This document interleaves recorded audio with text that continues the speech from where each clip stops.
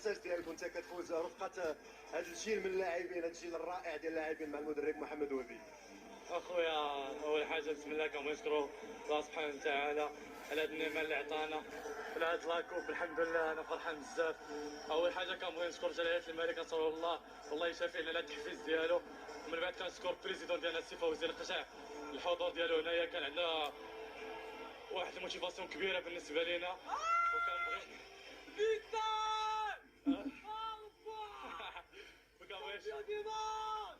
كنبغي نشكر السي وهبي على هذه الخدمه الكبيره والصاف ديالو اللي سهروا علينا.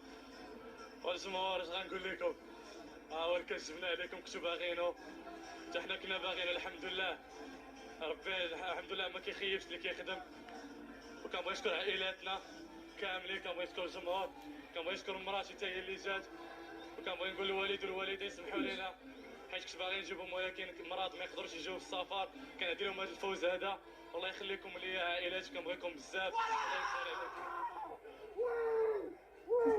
وديما مغرب قلتها من الاول ما كنخافوا من فرقه فيهم الهضره بزاف. جينا الماتش كليناهم. الله يحفظك.